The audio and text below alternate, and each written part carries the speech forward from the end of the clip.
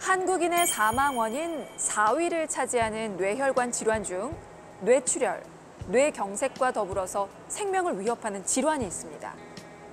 뇌혈관의 일부가 비정상적으로 부풀어 오르는 뇌동맥류입니다. 아무런 증상 없이 발생해 모르는 사이 풍선처럼 부풀어 올라 언제 터질지 모르기 때문에 머릿속 시한폭탄의 비유가 되는데요. 어느 날 갑자기 찾아와 목숨을 앗아갈 수도 있는 뇌동맥류에 대해서 살펴보겠습니다. 뇌는 척수와 함께 우리 몸의 중추 신경계로 신체 각 부분을 통솔하는 기관입니다. 뇌에는 산소와 영양분을 공급하고 노폐물을 수거하는 생명의 길인 뇌혈관이 있습니다. 뇌혈관은 다른 혈관보다 근육층이 얇고 탄력이 떨어지는데 얇아진 뇌혈관 벽이 풍선처럼 부풀어 올라 꽈리를 만드는 질환을 뇌동맥류라고 합니다. 문제는 이러한 뇌동맥류가 부풀다가 터지면 지주막하 출혈이라는 심각한 상황이 발생할 수 있는데요. 이 경우 병원 도착 전이나 치료받는 도중 사망에 이르거나 생존하더라도 심각한 후유장애를 남길 수 있습니다. 뇌동맥류는 커지거나 파열될 때까지 특별한 증상이 나타나지 않다가 파열되면 생명을 위협하는 응급 상황으로 급변하는 만큼 뇌동맥류의 조기 진단과 함께 의료진의 신속한 치료와 대처가 중요한데요. 머릿속 시한폭탄, 뇌동맥류. 어떻게 치료하고 관리해야 하는지 온에어 닥터스에서 자세히 알아봅니다. 뇌동맥류. 뇌동맥이 부풀어 올라서 언제 터질지 몰라 머릿속 시한폭탄이라 불리는 굉장히 무서운 질환인데요. 이게 왜 생기는 겁니까? 원인이 있을 텐데요. 되게 후천적 요인으로 생긴다는 게 지배적인 원인으로 생각을 하고 있고요. 네. 그다음에 이제 후천적으로 생기는 게 이제 나이를 먹다 보면 네. 혈관이 동맥경화가 오고 그다음에 혈관벽도 약해지고 그다음에 혈압이라든지 다른 퇴행성 질환 아니면 내분비 질환 계통의 질환이 많아지면서 약한 부위가 이제 그 압력 때문에 부풀어 온다는 학설이 지배적이고 네. 그다음에 간혹 이제 유전적 요인, 다낭 신장병, 네. 결체 조직 질환 뭐 이런 데서 조금 더 이제 생기는 경우도 있습니다. 그리고 드물게는 외상에서도 드물게 생기고 그래서 아직까지는 자연적으로 생기는 거는 후천적 요인이 가장 흔한 원인이다 이렇게 보고 있습니다. 증상 그러면 어떻게 나타나는 겁니까? 되게 이제 터지지 않은 경우는 정세가 없는 경우가 많습니다. 모르고 지내는데 대개 요즘은 이제 건강 진단들을 많이 하기 때문에 이제 건강 진단에서 MRA나 CT 혈관 촬영을 찍어서 우연히 발견되는 경우가 많고요. 터진 경우는 이제 엄청나게 아픈 두통, 내가 살면서 이렇게 아픈 두통은 처음이라는 정도 두통으로 오는 경우가 있고, 그 다음에 이제 터지는 순간 대개 이제 병원 도착하기 전에 한 15%에서는 사망하시고, 그 다음에 한 30에서 35%는 터지면 되게 운명하신다고 돼 있고, 그다음 터지는 출혈 양에 따라서 이제 뭐 마비라든지 인지장애라든지 언어장 이제 후유증을 많이 남기기 때문에 그래서 되게 이제 뇌동맥이 터지면 한 60에서 65%는 후유증이 남는다 그러기 때문에 터지기 전에 미리 이제 조기 진단을 해서 치료하는 게 중요하겠습니다. 건강보험 심사평가원 통계에 따르면 뇌동맥류 환자는 꾸준히 증가하고 있고 국내 뇌동맥류 환자 수는 5년 새 무려 2배로 늘어났습니다. 또한 정상 인구에 비해 고혈압 환자는 1.46배, 심장 질환자는 2.08배, 가족력이 있는 경우에는 1.77배 더 위험한 것으로 나타나 관련 질환자의 주의가 필요합니다.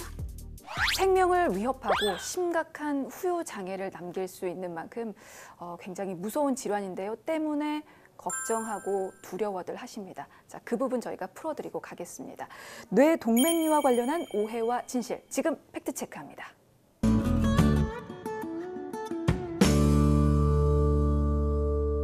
첫 번째 확인하겠습니다. 뇌동맥류는 여성이 남성보다 많다. 사실 질환별로 그 성별에 따른 발병률이 좀 다르긴 하잖아요. 어떻습니까? 뇌동맥류. 진실입니다. 진실. 그러니까 여성이 더 많다는 거네요. 여성이 남자보다 한 1.5배에서 1.6배 더 많다고 하는데 그 원인은 이제 여성 호르몬 중에 에스트로겐이라는 게 있는데 그게 약간 혈관 보호하는 효과가 있습니다. 그게 이제 폐경기가 되면서 호르몬이 떨어지면 그게 아마 여성의 혈관에 영향을 줄 거다. 그래서 여성에서 좀 더 많다고 생각하고 있습니다. 자, 두 번째 항목입니다. 뇌동맥류로 진단되면 반드시 수술해야 한다. 아닙니다. 아, 오해입니까? 예. 아, 이유는요? 예, 동맥류도 이제 있다 그래서 다 터지는 건 아니기 때문에 네. 특히 이제 동맥류 같은 경우는 이제 크기가 작고 크기가 뭐에서 5mm 이하, 네네. 특히 뭐 3mm 이하를 작고 그다음에 이제 우리 뇌를 싸고 있는 경막이라는 게 있는데 경막 바깥에 있는 동맥류인 경우는 나이가 이제 좀 고령이다. 그런 경우는 이제 위험인자 관리하고 네. 추적 관찰하는 경우도 있습니다. 예. 그래서 이제 수술로 위험도 하고 네. 그다음에 그냥 자연 발생적으로 올 수 있는 위험을 감안했을 때 네. 자연 발생적으로 올 수 있는 위험이 낮다 그러면 수술하지 않고 경과 관찰하는 거였습니다. 수술과 관련해서 지금 세 번째 항목이 또 있는데 뇌동맥류 수술 후유증이 높고 위험하다. 아무래도 뇌와 관련된 수술이다 보니까 이렇게 생각하실 수 있는데 아니군요. 다행입니다. 이유 설명해 주세요. 되게 이제 비파열성 뇌동맥류는 사실은 이제 터지기 전이기 때문에 이제 제대로 진단만 적게 이루어지면 수술로 인한 위험도가 생각보다 많이 높지 않습니다. 네. 요즘 이제 우리 수술 기구라든지 모든 이런 장비들이 발달을 하고 그다음에 이제 반드시 머리를 열고 하는 수술 말고 이제 혈관 내 수술이라 그래서 코일 색전술 뭐 이런 것도 많이 개발돼서 되게 이제 이 국내 보고에 따르면 이제 25mm 이하의 동맥류에서는 이제 터지는 위험하고 수술로 인한 위험을 비교하면 수술 위험이 오히려 더 낮기 때문에 적극적으로 치료를 하고 치료하더라도 터지기 전 동맥류는 후유증이 그렇게 많은 건 아니고 이제 터졌을 때는 이제 터지는 순간 운명이 결정되기 때문에 당연히 수술도 힘들어지고 예후가 안 좋겠죠. 질환에 대한 두려움이 또 치료로 전이가 돼서 이렇게 오해들을 또 불러오게 되는 것 같습니다. 자, 여러분 진단이 되면 두려운 그 마음 알고 있습니다. 하지만 치료법은 분명히 존재하고 희망도 있습니다. 환자 사례 살펴보면서 차근히 또 설명해 드릴게요.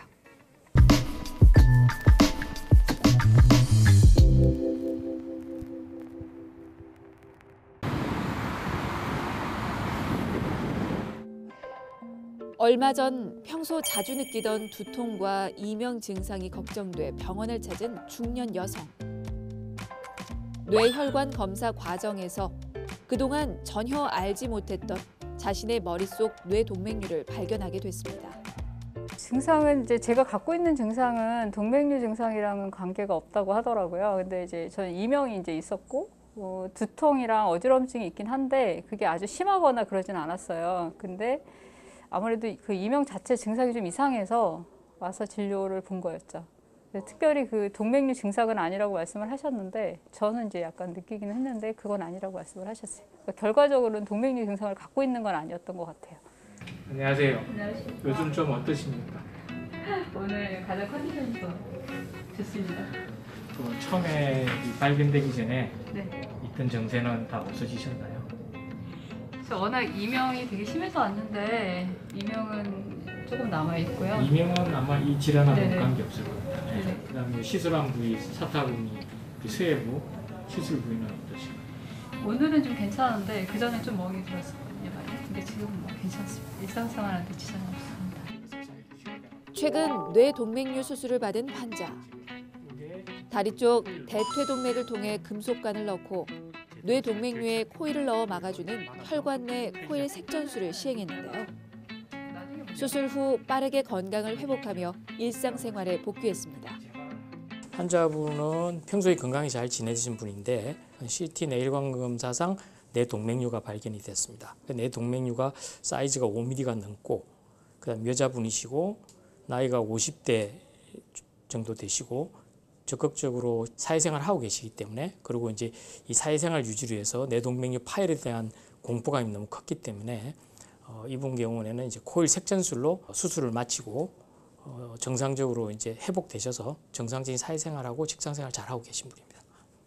우리나라 인구의 약 1에서 5%에서 발견되는 뇌동맥류. 최근 무증상으로 우연히 발견되는 뇌동맥류의 빈도가 증가하고 있습니다. 뇌동맥류 질환은 파열 시 출혈과 동시에 사망하는 경우가 30%, 치료받더라도 심각한 장애와 후유증을 남기는 경우가 50%가 넘는 만큼 파열 전 뇌동맥류의 조기 발견이 무엇보다 중요합니다. 뇌동맥류는 뇌혈관을 볼 수 있는 뇌혈관 CT, MRA, 뇌혈관 조영술 검사로 확인할 수 있는데요. 검사상 정상 뇌동맥에서 비정상으로 튀어나와 있는 혈관 구조물이 발견되면 뇌동맥류로 진단합니다. 대개 요즘은 이제 건강진단들을 많이 받는데 건강진단에 MRA라든지 CT 혈관 검사가 포함되어 있어서 대개 이제 건강진단에서 발견해 오신 분도 많고, 그 다음에 이제 비파열성 뇌동맥류 같은 경우는 정세가 없는데 뭐 두통이라든지 다른 정세로 불안해서 오셨다가 발견되는 경우가 상당히 많습니다. 그래서 이제 대표적인 진단 방법이 CT 뇌혈관 검사, 수술이든 시술을 위해서 정밀 검사를 하게 됩니다. 정밀 검사한 게 이제 뇌혈관 조영술을 하게 되면 동맥류의 모양이라든지 크기 이런 걸 정확히 이제 확인을 하고 치료를 받으시는 게 좋습니다. 뇌동맥류 치료를 위해서는 전통적인 수술 방법으로 머리를 열어 부풀어 오른 혈관을 클립으로 묶어주는 결찰술과 최근 의학기술 발달로 보편화되고 있는 혈관 내 수술인 코일 색전술이 있습니다. 위험한 뇌동맥류 파열을 막기 위해 환자의 상태, 뇌동맥류의 발생 위치와 형태, 개수, 크기 등을 검토해 환자에게 가능하고 더 유리한 방법으로 수술하는데요. 때문에 뇌동맥류 수술 경험이 풍부한 의료진의 역량이 더욱 중요합니다. 요즘은 이제 비파열성 뇌동맥류든 파열성 뇌동맥류든 거의 대부분이 코일 색전술을 많이 하게 되고요. 이제 코일 색전술로 이제 비파열성 동맥류 같은 코일 색전술을 하고 끝나지만 이제 파열된 경우는 뇌출혈이 동반되거나 뇌부종이 심하거나 그러면 코일 색전술을 끝내고 하이브리드 방에서 뭐 감압술을 한다든가 혈종 제거술을 한다든가 2차 치료를 이어서 그 후에 후유증에 대한 치료를 하게 되고요. 그 다음에 이제 두 번째 방법은 이제 코일 색전술이 안 되는 경우에 이제 개두술을 하고 목묶음술, 이런 경우는 목이 너무 넓다든가 이제 코일이 빠져나올 수 있기 때문에 그런 일부에서는 이제 결찰술을 하게 됩니다. 그리고 이제 요즘 이제 해리성, 박리성 뇌동맥류라고 이제 척추 동맥에 이제 혈관벽이 찢어져서 이제 동맥류가 생기고 있는데 그런 경우는 혈류 변환 스텐트라는 방법이 있고, 최근에 개발된 거는 웹이라는 디바이스가 있어서 그게 요즘 최근에 소개되어 가고 있고 비용적인 문제로 아직은 보편화되진 않았습니다. 신경외과 전문의 안재근 교수와 함께 뇌동맥류에 대해서 살펴보고 있습니다. 자, 뇌동맥류와 관련해서 우리가 꼭 알아야 할 한 가지의 키워드를 꼽아봅니다. 닥터 스픽. 안재근 교수가 뽑은 닥터 스픽, 바로 살펴보겠습니다. 공개해 주시죠. 제가 선택한 닥터 스픽은 하이브리드입니다.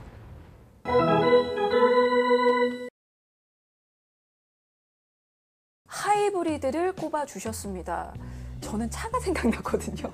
이건 뇌동맥류와 어떤 관련이 있는 키워드죠? 하이브리드란 말은 이제 우리가 치료에서 장비가 필요한데 네. 예를 들면 이제 우리 수술방이 있고 네. 혈관 촬영실이 있고 그렇게 나눠져 있듯이 하이브리드는 두 개를 합쳐놓은 겁니다. 그러니까 검사도 가능하고 코일 색전술도 가능하고 수술도 동시에 한 방에서 이루어지는 거기 때문에 예를 들어서 이제 파열된 뇌동맥류 환자가 왔을 때 응급실에서는 대개 이제 CT 혈관 촬영을 하고 CT 혈관을 보고 코일이 가능하겠다. 그래서 이제 가그 같으면 혈관 촬영실 가서 혈관 촬영을 해서 코일이 가능한지 수술이 가능한지를 보고 코일이 가능하면 혈관 촬영을 하고 수술해야 될 때는 수술방으로 환자를 옮겨서 수술을 했는데 네. 하이브리드는 그야말로 하이브리드. 네네. 거기서 검사 결과를 보고 이건 코일, 그럼 거기서 코일을 하고 수술이 필요하다 그러면 환자를 옮기지 않고 거기서 수술을 바로 할 수가 있습니다. 네. 그래서 이제 터진 환자의 경우에는 시간 단축, 환자 이동하면서 생길 수 있는 문제의 감소, 네. 빠른 치료가 가능하기 때문에 그래서 하이브리드가 있게 되면 정확한 진단과 빠르고 적절한 치료를 바로 할 수 있기 때문에 하이브리드 룸이 있으면 좋겠다. 오늘의 닥터 스픽으로 꼽았습니다. 이 뇌동맥류를 진단받으신 분들 혹은 가족력이 있는 분들에게 끝으로 당부 한 말씀 남겨주시는 것도 좋을 것 같아요.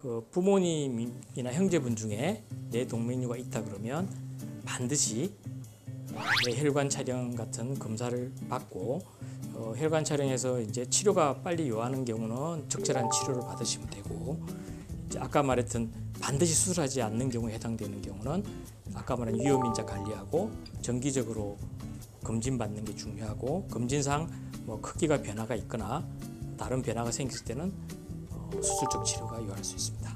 네, 알겠습니다. 마냥 두렵기만 한 질환이죠. 뇌동맥류에 대해서 살펴봤는데요. 걱정되고 무서운 질환이기 때문에 한시라도 빨리 병원 찾아가셔야 한다는 말씀 끝으로 남기면서 신경외과 전문의 안재근 교수였습니다. 고맙습니다. 감사합니다.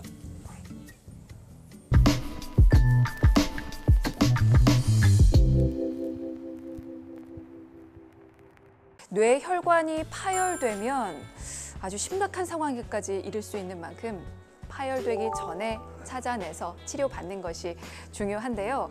만약에 중년 이후라면 아무런 증상이 특별히 없더라도 한 번쯤은 뇌혈관 검사를 통해서 체크를 해보시는 것이 좋고요. 가족력이 있거나 고혈압, 동맥경화 같은 위험 인자를 가지고 있다면 정기적으로 혈관 건강을 체크해서 이 뇌동맥류뿐만 아니라 목숨을 위협할 수 있는 무서운 뇌혈관 건강을 예방하시면 좋겠습니다.